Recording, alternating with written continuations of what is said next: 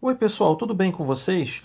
Hoje eu vou contar no vídeo todos os bastidores que envolveram a carreira do Ayrton Senna entre a Fórmula 3 e a Fórmula 1.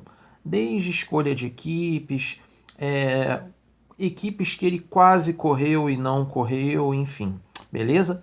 Bom, tudo começa quando ele foi campeão da Fórmula Ford 2000 cilindradas, tá? Ele já tinha sido campeão da Fórmula Ford 1600 cilindradas. E aí ele consegue o título da Fórmula Ford 2000 em 1982. Bom, e aí os flertes com a Fórmula 1 se iniciam, beleza? A primeira coisa que o Ayrton fez foi buscar patrocínio, buscar aporte financeiro para fazer a temporada de Fórmula 3 em 1983. Então o que ele faz? Ele vai atrás do Flávio Rocha, tá? Que era dono da Pool, né, jeans e malhas, né, Pool, que existe até hoje. E ele vai atrás do Flávio, tá, junto com o staff dele, para conseguir patrocínio. E ele sai de lá com esse patrocínio. Porém, a reunião com o Flávio, tá, inclusive ela foi testemunhada pelo Rinaldo Campelo, que era piloto da Stock Car, né, piloto correu na Stock Car há muito tempo. O Rinaldo conta que o Ayrton, durante o almoço lá, que a reunião foi um almoço, que o Ayrton, durante a reunião, contou todo o plano de carreira dele, tá?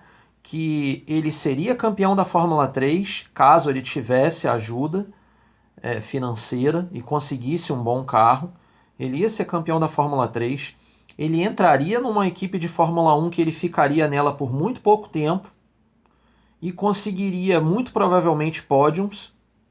Depois ele iria para uma equipe que desse a ele condições de conseguir vitórias e depois ele ia para uma equipe que te desse condições a ele de ser campeão mundial. Segundo o Rinaldo, o pessoal até riu na mesa, tá? Porque achou assim meio que arrogância do Ayrton, um piloto que nem tinha terminado ainda o automobilismo amador e já estava traçando um plano para ser campeão mundial de Fórmula 1. O pessoal achou muito ousado, um sonho de garoto. Tipo, sai dessa, se tu chegar à Fórmula 1 já é lucro, coisa do tipo. Tá? Os comentários na mesa eram nesse patamar, beleza? Mas ele impressionou todo mundo lá com a confiança dele e saiu de lá com patrocínio, tá? Isso é muito importante. O Ayrton conseguiu, somando a Pool e todos os patrocinadores que ele reuniu, 160 mil dólares, tá? Isso era mais do que suficiente para fazer uma temporada de Fórmula 3, beleza? Porém, aí os flertes começaram. O primeiro flerte que o Ayrton teve, tá, foi com a McLaren. É isso mesmo, McLaren Fórmula 1. Só que não era para correr para a Fórmula 1 pela McLaren, não era isso, tá? O Craig Tom Brown, que era um dos sócios do Ron Dennis, ele meio que mostra o pacote Senna para o Ron Dennis e fala: olha, esse piloto aqui é incrível, esse piloto dominou completamente a Fórmula Ford 1600, a Fórmula Ford 2000, ganhava as corridas com extrema facilidade, em cima de bons pilotos, etc e tal. Conversa com esse cara para ver o que você acha dele. E aí foi marcada uma reunião entre o Senna e o Ron Dennis e o Craig Tom Brown para tentar fechar um acordo. E qual seria esse acordo? O Ron gastaria 200 mil dólares para que o Ayrton fizesse a Fórmula 3, já assinado com a McLaren, é isso mesmo, para correr na Fórmula 1 em 84, possivelmente. Olha só essa palavra, possivelmente. Ou seja, ia depender do desempenho do Ayrton na Fórmula 3, ia depender de questões financeiras contratuais em relação à Fórmula 1 em 84, enfim, tá? Caso a McLaren tivesse uma vaga, o Ayrton ia chegar para essa vaga. Mas não era garantido a ele ter um um assento na McLaren em 1984, beleza? Muito bem, isso foi o que foi oferecido para ele. $200 mil mais uma possibilidade de correr pela McLaren em 84, tá? Um possível assento para ele, mas isso não era garantido. Bom, e aí vem a contraproposta do Ayrton. É isso mesmo, o Ayrton fez uma contraproposta ao Ron Dennis. Qual foi a contraproposta do Ayrton? Que o Ron Dennis garantisse para ele no contrato um assento para 84 na McLaren e que o Ron Dennis garantisse para ele, olha que absurdo, que a McLaren desse a ele condições de lutar pelo título. Ou seja, ele queria ter garantias de que o carro ia ser competitivo e que ele ia ter um assento para guiar. O Ron Dennis achou aquilo um absurdo. Tá? Ele saiu extremamente furioso da reunião. Tá? O Creighton Brown diz que nunca viu o Ron Dennis desse jeito. O Ron Dennis saiu extremamente alterado, furioso, e dizendo o seguinte: como esse cara é arrogante, como esse cara é arrogante. Eu nunca vi um piloto novato ser tão arrogante igual esse Ayrton Senna. Aliás, nem era Ayrton Senna, o Ayrton não se chamava Ayrton Senna. O nome que ele era conhecido no mundo europeu era Ayrton da Silva, tá, pessoal? Ayrton Senna, o porquê o Silva sumiu e o Senna entrou, é uma outra história que eu posso contar para vocês num outro vídeo, beleza? Mas a história ali, então, até ali, era Ayrton da Silva. E ele ficou louco, cara. Como esse Ayrton da Silva é ousado, como esse cara é arrogante. E ele saiu muito furioso com Ayrton. E chegou na frente do Ayrton e do Creighton Brown e disse o seguinte, abre aspas, nem que você venha de joelhos, eu contrato você para correr para mim. Nunca mais. E o Ayrton foi embora da McLaren. Saiu de lá. Beleza. O segundo flerte do Ayrton com Fórmula 1, tá, foi com Alex, tá, Hawkridge. O Alex Hawkridge, ele era dono da Toleman. Tá? E o Alex Hawkridge, ele queria um plano diferente para o Ayrton. Ele não queria que o Ayrton corresse para ele em 84. Nada disso. Ele queria que o Ayrton fosse para a Toleman imediatamente em 83. Ou seja, o Ayrton ia pular a Fórmula 3. O que seria para muitos pilotos um passo interessante, né? Porque você já chega logo na Fórmula 1 mais rápido. Né? E aí você, enfim, você não desperdiça um ano de carreira. Só que até então o Ayrton ele tinha um pensamento, na minha opinião, agora eu vou dar a minha opinião, e não é só a minha opinião, tá? É a opinião do Ernesto Rodrigues, é a opinião de várias pessoas que cobriram a vida do Ayrton, do Reginaldo Leme, enfim. O Ayrton ele tinha um caráter ainda muito romântico, uma opinião muito romântica sobre o automobilismo. Ou seja, traduzindo, ele achava que a meritocracia ia colocar ele num carro de ponta e que ele sempre ia ganhar tudo, ele sempre ia ter bons carros por ser um bom piloto, por ser um piloto acima da média, por ser muito rápido. Ou seja, ele achava que a velocidade dele superaria qualquer outra questão e ele sempre seria disputado, sempre seria contratado. Ele tinha muita confiança no taco dele. Só que o Ayrton não conhecia ainda os tubarões da Fórmula 1 e a política que a Fórmula 1 tem envolvida para com ela. Ou seja, que não necessariamente ali dentro estão os melhores pilotos. Ali estão os melhores negócios. Não necessariamente estão os melhores pilotos. E o Ayrton ele demorou muito para entender isso, tá?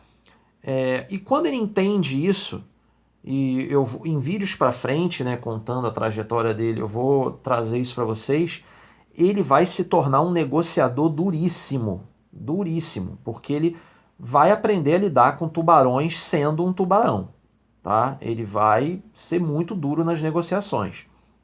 Mas até então ele era muito, muito, muito imaturo e romântico. Ele achava que se fosse rápido ele ia conseguir tudo. E por que eu estou dizendo isso para vocês? Porque a resposta dele para o Alex Hawkridge foi o seguinte: Alex, eu não posso correr para você. Aí o Alex, mas por que a Fórmula 1? Não é isso que você quer chegar? Ele respondeu o seguinte: sim, mas eu quero ser campeão da Fórmula 3.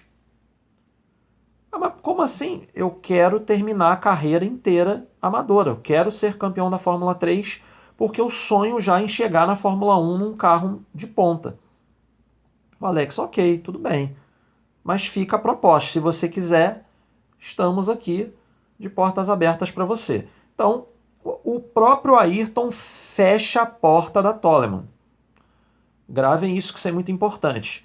Ele próprio abre mão de correr na Fórmula 1 em 1983, ou seja, ele ia estrear um ano antes, beleza?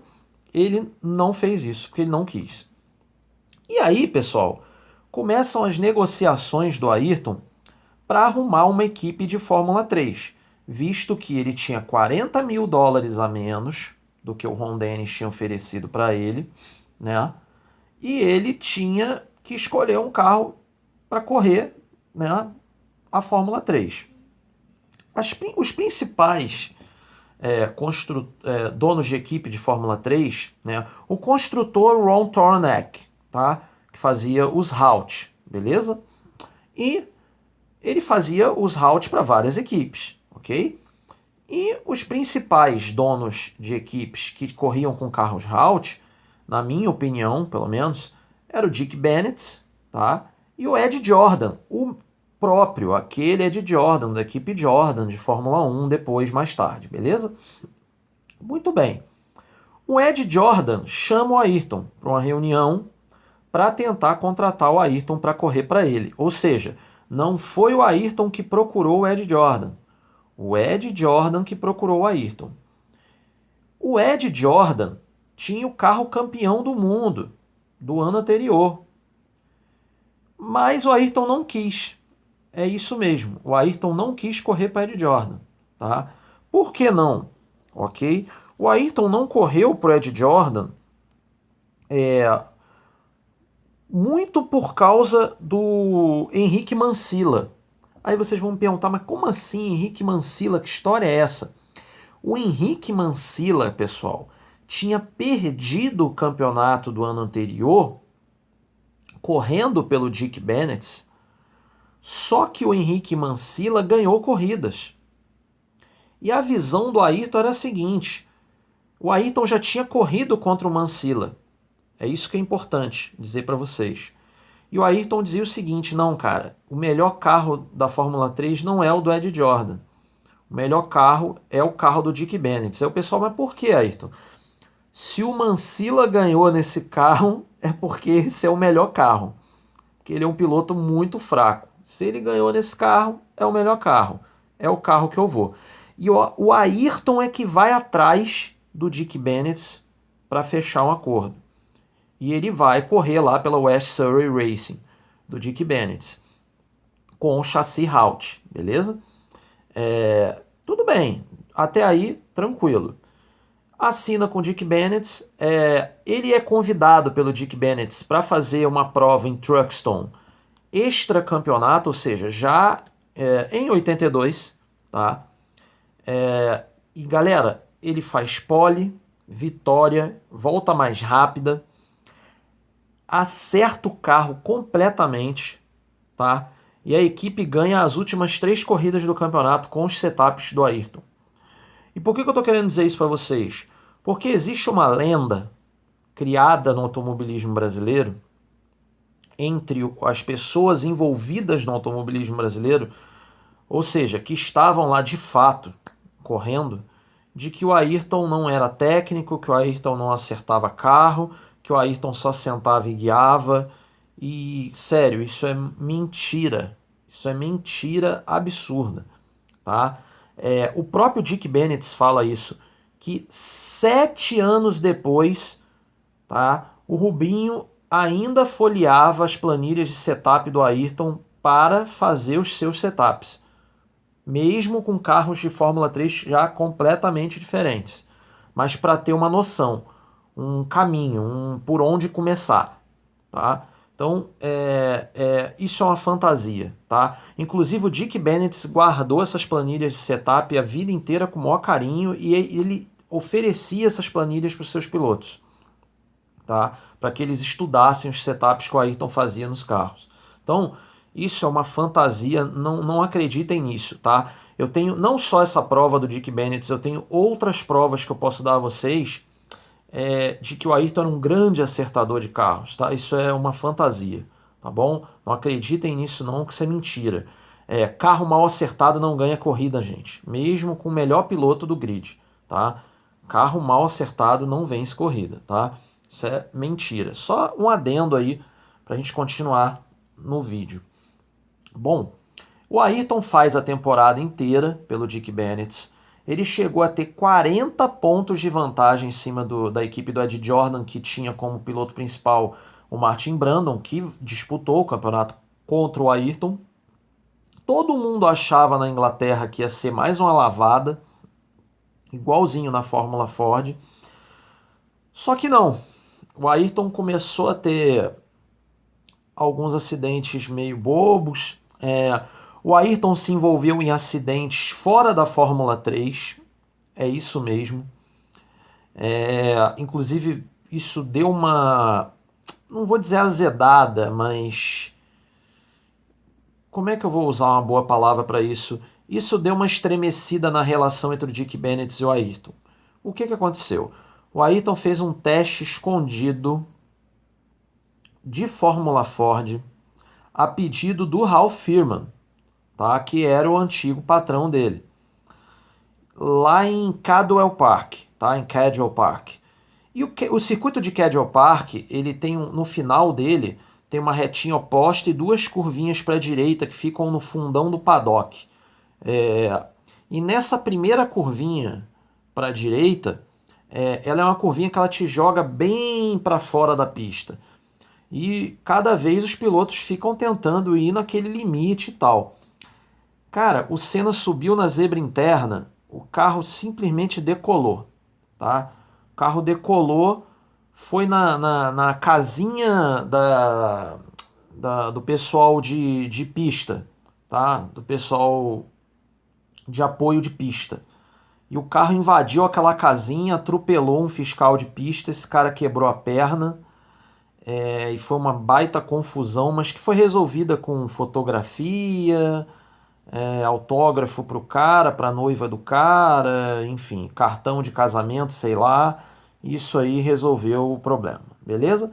Mas teve um acidente sério e que assustou o Dick Bennett porque o Ayrton estava disputando o campeonato de Fórmula 3 e o negócio estava começando a apertar.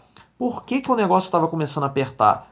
Porque o Brundle meio que começa a se recuperar no campeonato, o Ayrton começa a ter algumas quebras, acidentes, enfim. O Ayrton começa a ter problemas e a vantagem de 40 pontos cai para 4 pontos. E o campeonato começa a ficar apertado.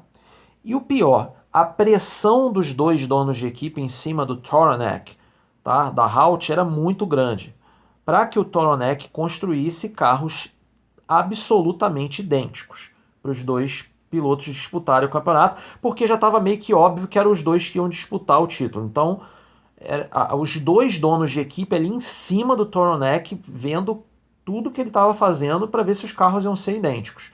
Seria construir carros iguais, não ia dar nenhuma vantagem para um ou para outro. Ou seja, se não ia ter politicagem.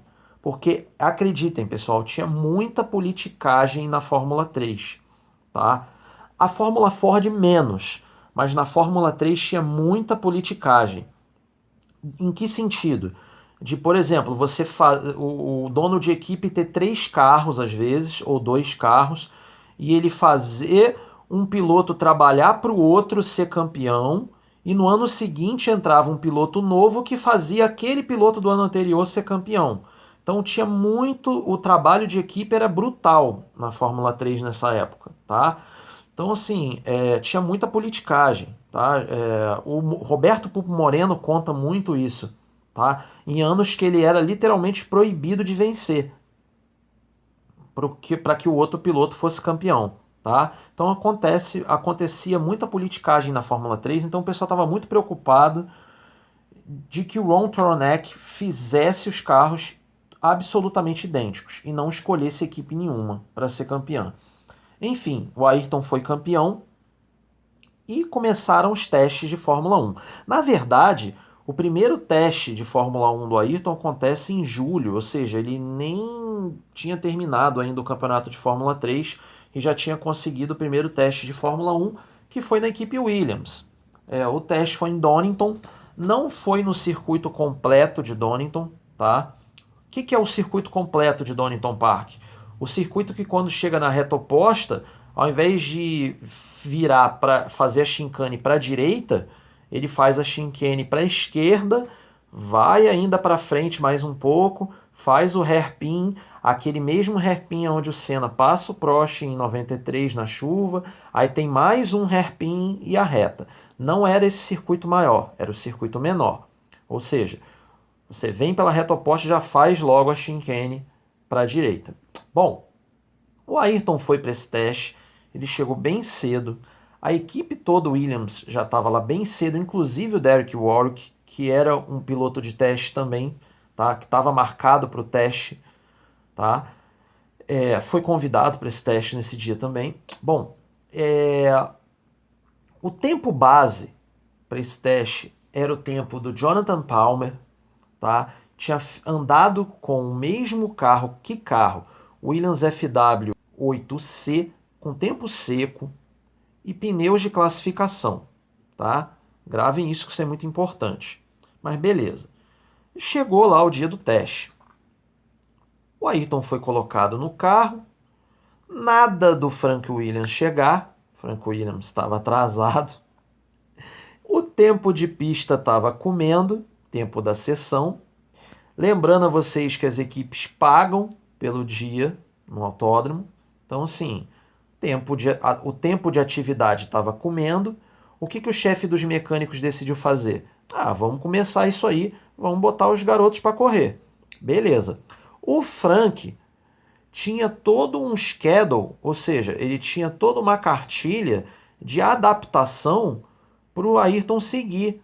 Ou seja, ele queria que o Ayrton fizesse algumas coisas com o carro, parará, andar pesado, tentar fazer voltas em constância, ou seja, trem de corrida, parará, só para depois andar, fazer flying laps. Ou seja, ele queria que o Ayrton se adaptasse ao carro primeiro, para depois fazer voltas rápidas. Só que isso tudo caiu por terra, pessoal. Por quê? Como o Frank não chegou, a programação morreu. A programação foi a que a equipe quis na hora ali. E o que a equipe quis? Taca pau. Vai mesmo. Vai com tudo que você puder. E o Ayrton saiu.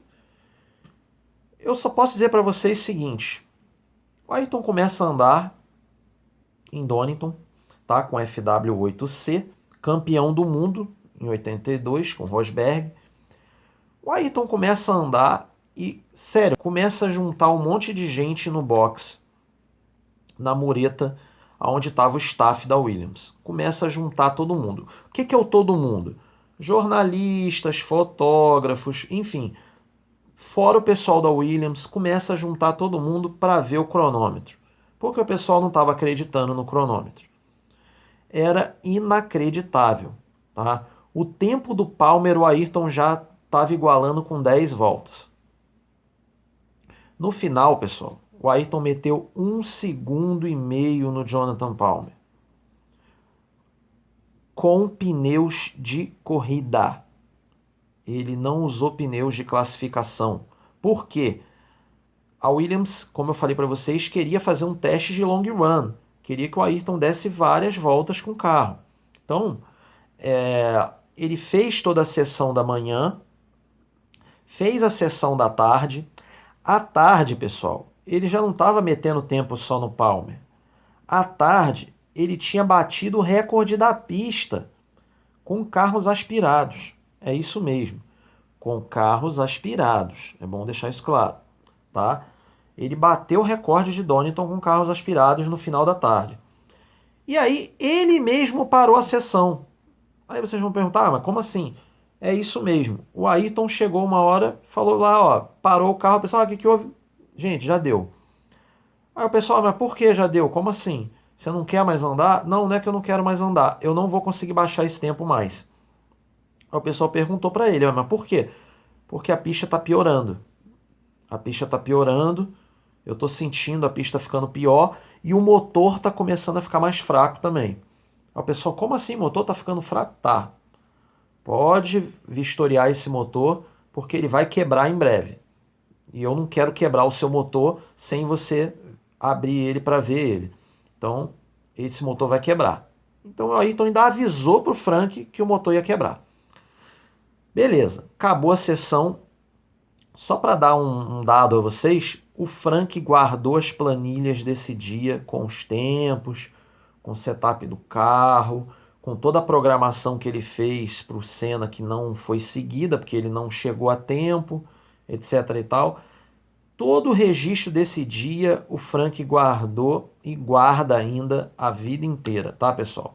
Isso é um documento que ele guarda com o maior carinho, porque é muito marcante para ele esse dia de teste. Ele sempre fala isso em todas as entrevistas que ele dá. Foi o teste mais marcante que ele fez com algum piloto na carreira dele inteira de dono de equipe. Aliás, não é só ele que fala isso, né? O Roger Penske fala isso, enfim, tá? Todo mundo que colocava o Ayrton num carro de corrida ficava impressionado. Mas enfim, voltando para os testes. O Ayrton depois ele vai ter algumas sequências de testes, beleza?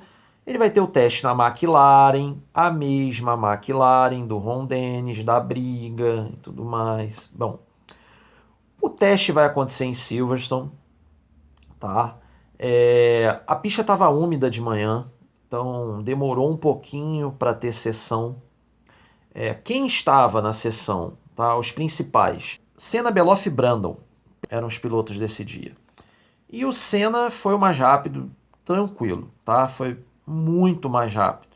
Para vocês terem noção, o Senna meteu 2 segundos no John Watson. É isso mesmo, tá? Olha, para não falar 2 segundos, ele colocou 1 segundo e 7. Ele colocou 1 segundo e 7 no John Watson, tá? Aí é importante dizer, com o carro do Niki Lauda. Com o carro do Watson, o Senna colocou menos tempo, tá? Ele colocou 8 décimos, se eu não me engano, tá? No John Watson. Ou seja, com o carro do Watson, ele colocou 8 décimos com só 10 voltas, pessoal. 10 voltas em Silverstone, ele colocou 8 décimos no John Watson com pneus de corrida, tá? Ele foi 8 décimos mais rápido do que o Watson foi na classificação de Silverstone do mesmo ano, beleza? E com o carro do Niki Lauda, como eu falei para vocês, ele foi quase 2 segundos. Aí vocês vão me perguntar, mas por quê?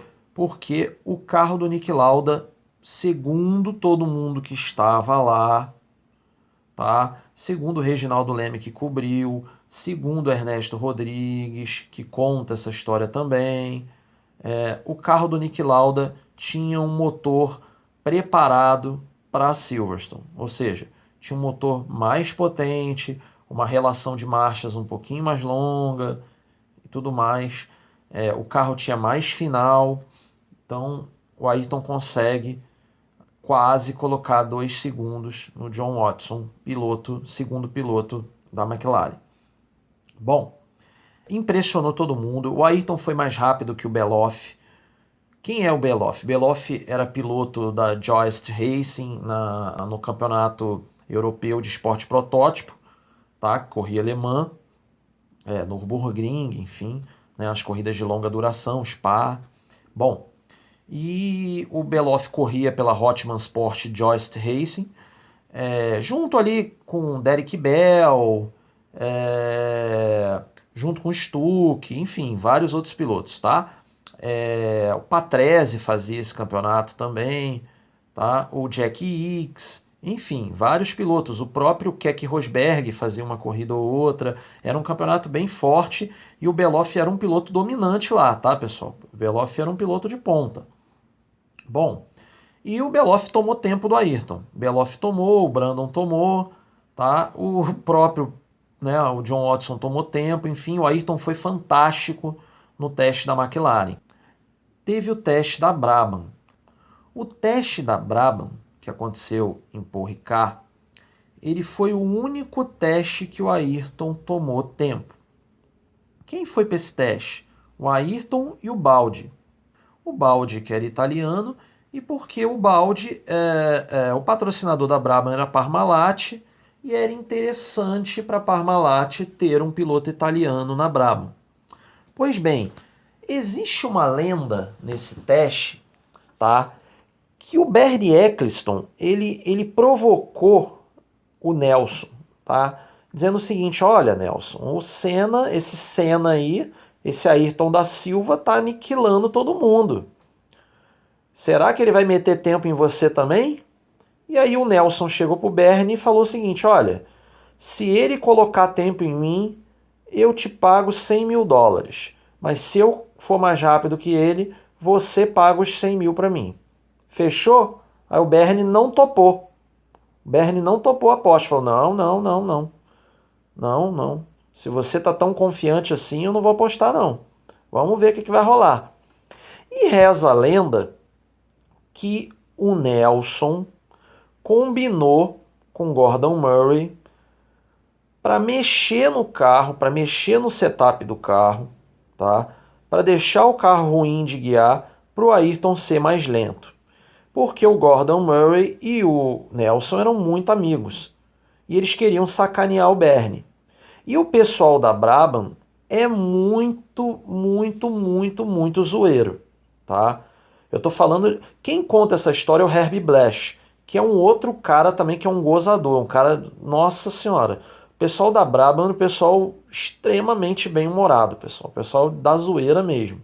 Então, assim, pode ter havido uma sacanagem nesse teste por causa do Herbie Blash, do Gordon Murray e do Nelson, 3 jokers ali, 3 caras malandros de guerra da Fórmula 1? Pode, tá? Mas vai ficar essa dúvida para sempre. Por quê? No final do teste o Ayrton foi mais rápido que o Baldi, mas ele tomou 1 segundo e 6 do Nelson. E todo mundo ficou chocado. E aí começou a briga no Brasil. É isso mesmo. Não briga, mas a disputa ou divergência de opiniões ou de retórica entre o Reginaldo Leme e uma parte da imprensa. Tá? Pelo seguinte, o Reginaldo acreditava friamente que o carro foi manipulado. Da sessão da manhã, onde o Nelson andou primeiro, para a segunda parte da sessão. O Nelson chega para o Celso Tiberê e fala, olha, se eu for mais lento que ele num carro que eu acabei de ser campeão do mundo, eu tenho que me aposentar, meu irmão. Tem que parar de correr.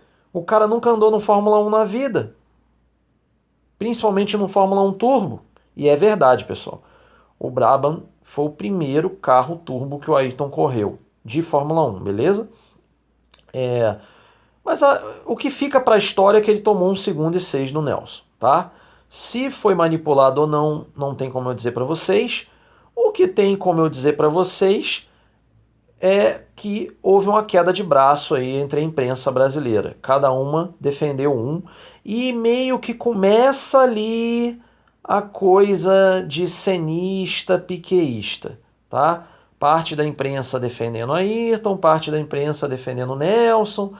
Era muito difícil a imprensa brasileira ficar em cima do muro. Mas um dia eu conto essa história. Isso aí é outro assunto. Vamos voltar para os testes. O que fica então para a história é que o Ayrton foi 1 segundo e 6 mais lento que o Nelson. Bom, e vem finalmente o teste da Toleman. É isso mesmo, o Ayrton não conseguiu contrato nenhum, tá? E vem o teste da Toleman. O Alex Hawkridge coloca o Ayrton de novo em Silverstone, tá? Para fazer o teste. Impressionante.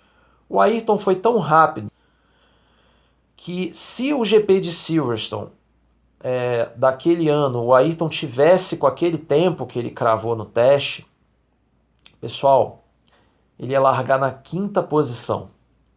É isso mesmo. Ele ia colocar uma Toleman na quinta posição do grid. Se o GP de Silverstone, se o Ayrton tivesse com aquele carro na época lá que aconteceu o GP de Silverstone. Ou seja, ele ia colocar o carro em quinto no grid. Então, assim, foi impressionante, pessoal. Todo mundo ficou assim, bestificado dentro da Toleman. O Hawkridge, ele só confirmou o que ele já imaginava desde o ano anterior, tá? Que ele queria o Ayrton de qualquer jeito, tá? Porque o cara era muito rápido.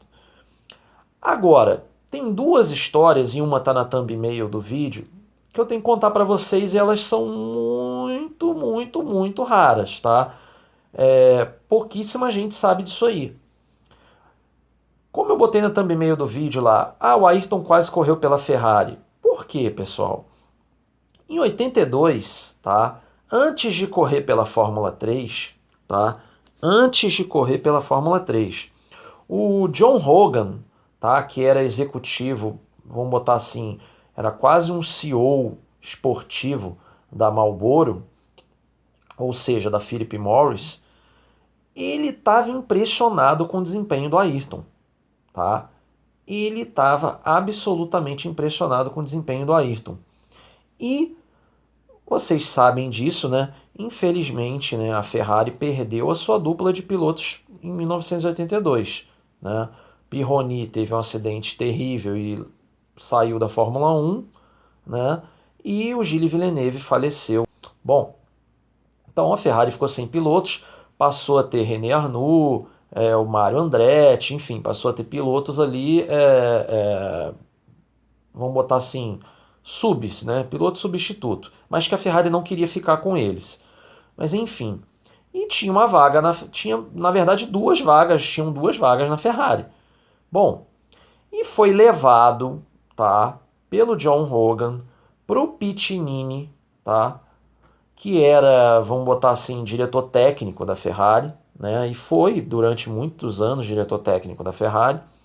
Foi levado para o Pitinini a proposta, a ideia, o projeto de contratar o Ayrton Senna, ou seja, de contratar um piloto novato extremamente promissor, assim como eles tinham feito com o Gilles Villeneuve, tá? Que era um piloto que tinha sido multicampeão nas categorias de base lá na América do Norte, principalmente Fórmula Atlantique, enfim, tá? Então, assim, a ideia do John Hogan era fazer a mesma coisa com o Senna, ou seja, colocar o Ayrton já de cara numa equipe de ponta, já de cara na Ferrari, tá? Ele acreditava que o Ayrton ia conseguir levar a Ferrari ao auge de novo, em pouquíssimo tempo. E isso foi levado para o Pitinini, e o Pitinini já estava estudando o Ayrton, tá? E não quis. Ele chega para o John Hogan e fala o seguinte: olha, ele é muito novo, não tem como contratar esse piloto agora. Mas na verdade, o medo do Pitinini, e ele até assume isso um tempo depois, tá? É que o Ayrton tinha acidentes inacreditáveis, tá? Nas categorias de base, muito pelo excesso de ousadia. Ele tinha, às vezes, acidentes, por exemplo, ele teve um acidente em Snetterton, na Fórmula Ford, para tentar melhorar o tempo de uma pole que já era dele. Ele estava já muito mais rápido que todo mundo e ele volta para a pista para tentar melhorar mais ainda o tempo e aí tem acidente, sabe? Então, assim, o Ayrton era um piloto muito agressivo com carro de corrida e o Pitinini estava preocupado porque ele tinha tido uma morte já num carro dele e um piloto incapacitado num carro dele porque teve um acidente também sério. Então qual era o medo do Pitinini? Pô, eu botar esse garoto aqui, ele vai se matar num carro de Fórmula 1 meu. Vai ser mais um que vai morrer num carro Ferrari. Consequentemente, vai ser mais um que a crítica vai usar para destruir a gente. E o Nelson, por exemplo, não poupava. Dizia que a Ferrari era uma cadeira elétrica. Isso caía em todos os jornais. A Ferrari tentou contratar o Nelson, tá? Na verdade, o piloto que a Ferrari queria era o Nelson, o piloto que o Pitinini queria era o Nelson, e o Nelson, além de dizer não, ele ainda metralha a Ferrari nos jornais. Ele fala mesmo que a Ferrari é uma cadeira elétrica, que se ele vencesse, a vitória era da Ferrari, se ele vence na Brabham, quem vence é o Nelson. Então, assim, o Nelson sempre foi um piloto muito polêmico. Então, o Pitinini sabia que se ele coloca um piloto assim, muito determinado, e esse piloto tem um acidente sério, fica incapacitado ou morre, a mídia ia cair de novo em cima da Ferrari, dando razão para o Nelson. E não só para o Nelson, para muitas pessoas dentro da mídia italiana e internacional, de que a Ferrari estava construindo carros perigosos. E o Pitinini estava preocupado com isso, tá? Então o que ele faz? Chega, olha, não dá. Esse piloto aí, ele é muito agressivo, ele é muito jovem ainda, a gente tem que esperar ele perder um pouco desse ímpeto, ficar um pouco mais calmo, depois a gente pensa nele. E o próprio Pitinini reconhece, olha que legal, ele reconhece que foi o maior erro dele como CEO, ou seja, como diretor técnico da Ferrari, tá? Isso é muito legal. Pitinini diz que se tivesse o Senna, a década de 80 da Ferrari poderia ter sido bem diferente, tá? Mas a gente não sabe, ok? Mas que o contrato, o projeto de contrato chegou a estar na mão do Pitinini, tá? Por parte da Philip Morris Marlboro, mas não aconteceu. O Pitinini não quis, beleza? Bom, qual foi uma outra possibilidade que o Ayrton teve também para 84, tá? Foi a da Lotus. É isso mesmo. A mesma Lotus que o Ayrton correu depois em 85, tá? E pouquíssima gente sabe disso, tá? Gente, o Ayrton teve uma reunião com Peter Warr no castelo de Caterham, onde era a sede da Lotus. Chegaram a assinar um pré-contrato, é isso mesmo, chegaram a assinar um pré-contrato, tá? E eu inclusive sei até o valor desse contrato. O Ayrton ia ganhar $50 mil para correr a temporada inteira de 1984 pela Lotus. Ele ia ser companheiro do Hélio De Angelis e o Nigel Mansell ia ser demitido. É isso mesmo. O Nigel Mansell ia ficar sem carro para correr. Na minha opinião, muito provavelmente ia acabar a carreira do Nigel Mansell, tá? Por que isso? Por que ia acabar a carreira do Nigel Mansell? Porque o Mansell estava em baixa, tá? Ele já tinha alguns anos de Fórmula 1, não tinha ido bem, tomava muito tempo do Hélio De Angelis, principalmente nas classificações. Em corrida batia muito, quebrava muito, não tinha resultados, sempre marcava muito menos pontos ao longo da temporada do que o Hélio, comparando com o Hélio. Então, assim, não era um desenvolvedor de carro, tá? Então, assim, a Lotus, o Peter Warr já estava extremamente descontente com o Nigel Mansell. E ele queria se livrar do Nigel Mansell. E é aí que eu falo para vocês que o Ayrton começa a entender que a Fórmula 1 não é baseada só na meritocracia. Porque se fosse levar em conta mérito, o Ayrton ia correr pela Lotus, uma equipe de ponta, em 1984. Só que o que aconteceu? Assinaram um pré-contrato, o Ayrton exigiu um monte de garantias, a Lotus atendeu todas elas, porém, o Ayrton recebe uma ligação, é chamado para ir para uma reunião, e nessa reunião é dito para ele o seguinte: Ayrton, acabou o contrato. Ah, mas como assim? Já estava tudo certo. Não, acabou o contrato, você não vai correr para nós. Por que não? Gente, olha o que aconteceu. A Imperial Tobacco, né, que é assim como a Philip Morris queria colocar o Ayrton na Ferrari, a Imperial Tobacco, que era dona da brand John Player Special né, a brand britânica de cigarros, a Imperial Tobacco, ela queria o Nigel Mansell de qualquer maneira. E ela foi bem clara para a Lotus. Se for para sair um piloto, sai o Hélio. O Mansell não sai. E aí o pessoal ficou indignado. Mas como assim? O cara que entregou vitória, o cara que entrega resultado, o cara que entrega pole position. E, gente, essa celeuma, essa discussão, ela começou a ser essa batalha aí, Lotus versus John Player Special, ela começou a ser travada durante o fim de semana do GP da Inglaterra, na verdade do GP da Europa, de 1983 em Brands Hatch, que a Lotus largou na primeira fila. Com quem? Hélio De Angelis. Quem foi o terceiro? Nigel Mansell. E aí, é aí que a brand de cigarro usa uma retórica para conseguir vencer a Lotus nessa queda de braço. Foi a seguinte: o representante da John Player Special chega pro Peter Warr e fala o seguinte: Peter, abre o jornal de hoje. Era o jornal de domingo. Abre o jornal de hoje. Isso domingo de manhã. Abre o jornal de hoje. Aí o Peter abriu o jornal. Procura aí uma manchete sobre a pole do Hélio De Angelis. Aí o Peter folheando, nada. Agora vê aonde você acha o Nigel Mansell aí. Gente, o Mansell era capa. É isso mesmo.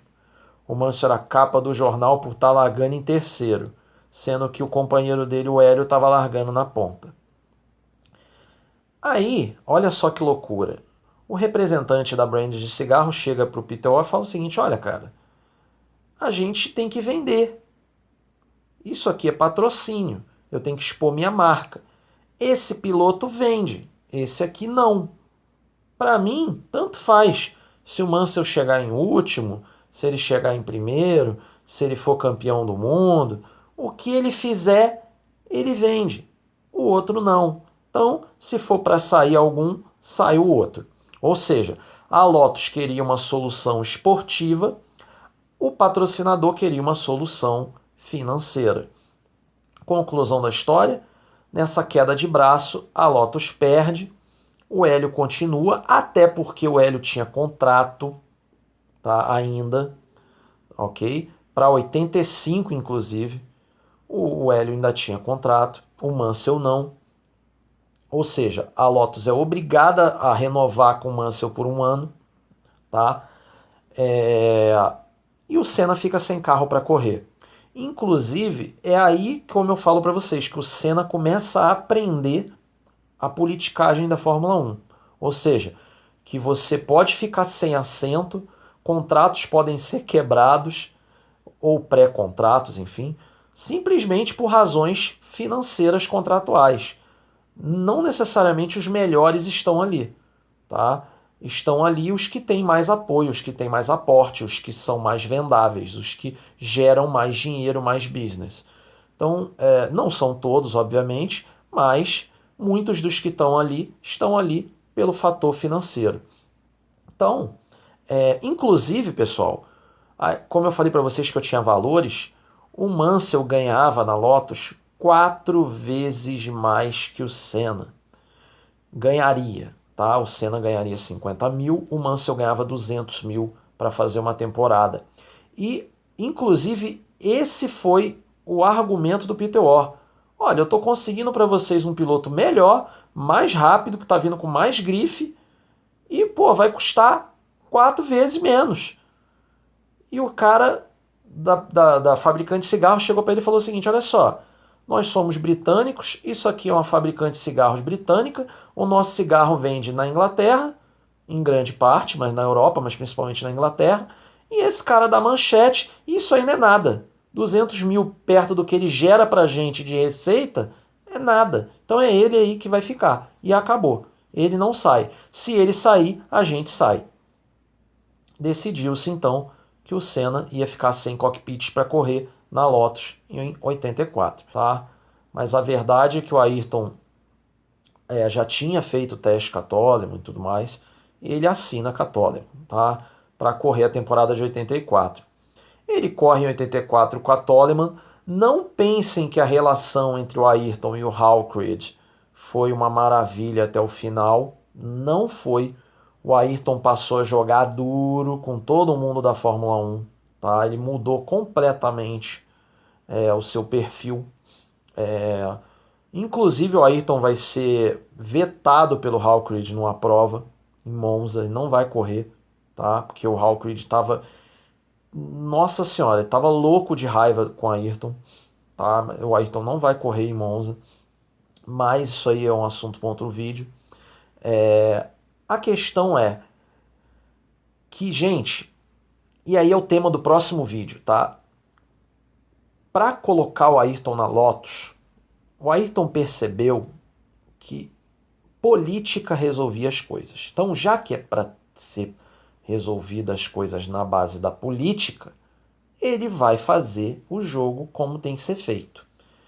E, gente, sem brincadeira, o trabalho para colocar o Ayrton na Lotus em 1985, sem brincadeira, na minha opinião, foi a maior empreitada da história do esporte brasileiro para colocar um piloto na Fórmula 1 numa equipe de ponta. Sem brincadeira. Foi uma operação de guerra.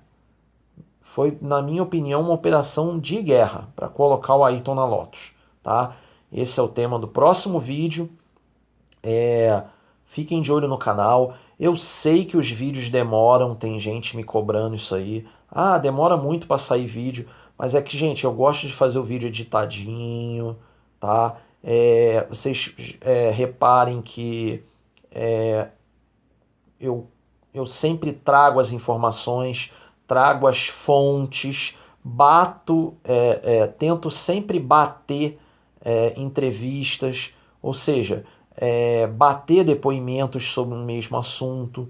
Sempre que eu trago um assunto, eu não trago de achismo, eu trago a fonte que bateu o assunto, tá? Então, lá na questão da Ferrari, na questão da Brabham, na questão da Toleman, sempre eu trago a fonte para vocês, tá? Até na questão da pool e do patrocínio para a Fórmula 3, sempre tem uma fonte por trás, tá? Que conta a história, ou seja, que bota a mão no fogo, ó, foi isso, entendeu? Porque senão fica dando a entender que é a minha opinião, e não é não, nada desse vídeo é minha opinião, tá?